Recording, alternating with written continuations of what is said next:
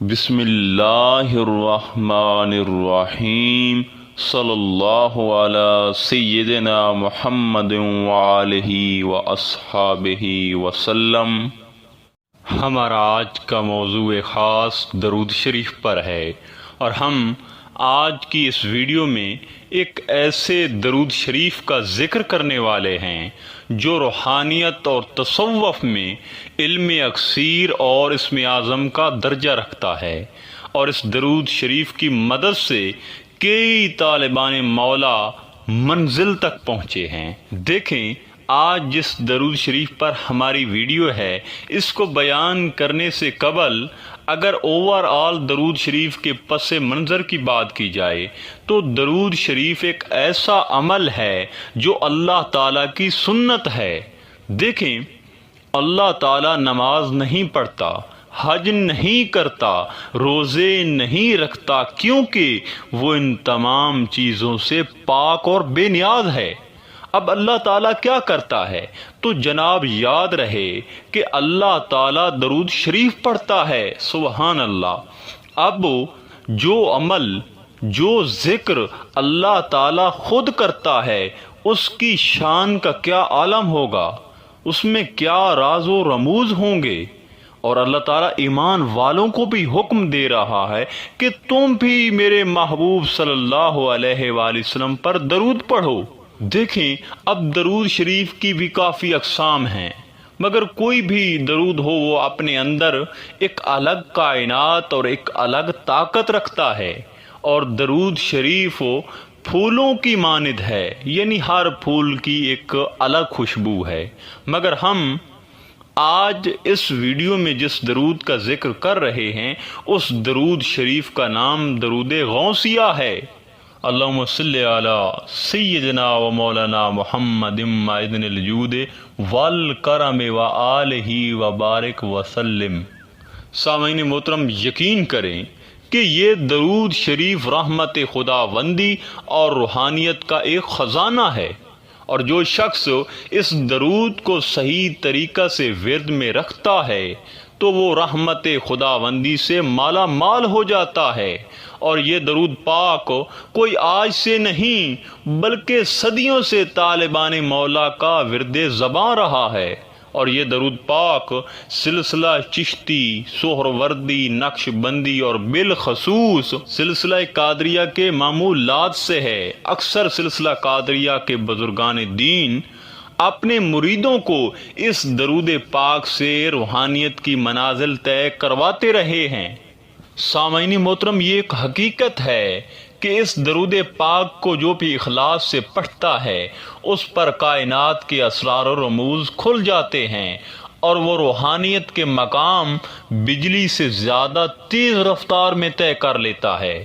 دیکھیں، اگر آپ بھی راہ سلوک کے مسافر ہیں اور روحانیت کے متلاشی ہیں تو میرا مشورہ مانیں کہ درود غوثیہ کو رفیق سفر بنا لیں، کیونکہ یہ درود وہ چراغ ہے جو کٹھن اور اندھیرے راستے میں آپ کے لیے ایک روشنی اور نور ثابت ہوگا۔ اور دوسرا، یہ درود طالب کی عیب پوشی کرتا ہے۔ دیکھیں، عموماً یہ ہوتا ہے کہ سالک یعنی جو راہ سلوک اور روحانیت کا مسافر ہوتا ہے، وہ کسی کامل مرشد سے بیعت ہوتا ہے، اور مرشد کامل سے وہ ذکر حاصل کرتا ہے۔ اب وہ طالب ذکر تو کرتا ہے مگر ذکر کے تقاضے پورے نہیں کرتا۔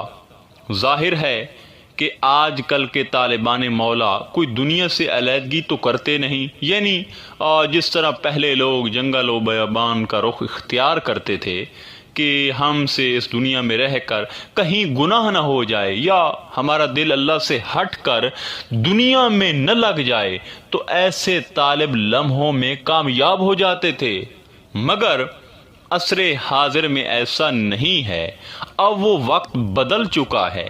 سو ہم آج اسی دنیا میں رہ کر جب راہ سلوک پر چلتے ہیں تو نہ چاہنے کے باوجود بھی بہت سی خطائیں ہم سے سرزد ہو جاتی ہیں، اور ہمیں علم تک نہیں ہوتا، اور چاہے وہ معمولی خطا ہی کیوں نہ ہو، جب وہ کسی طالب سے انجانے میں ہوتی ہے تو وہ بڑا اثر رکھتی ہے۔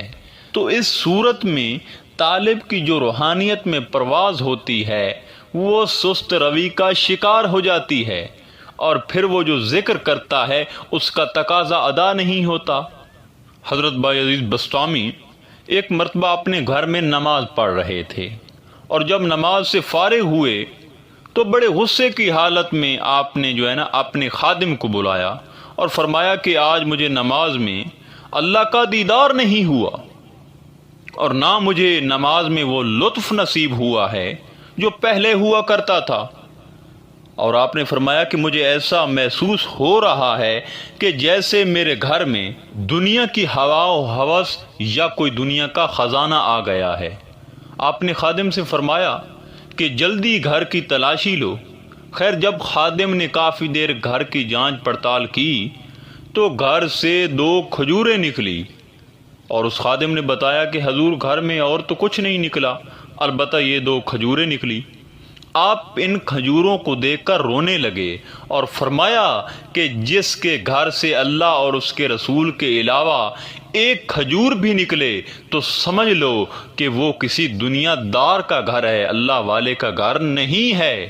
اور پھر آپ نے وہ 2 کھجوریں بھی اللہ کی راہ میں تقسیم کر دی۔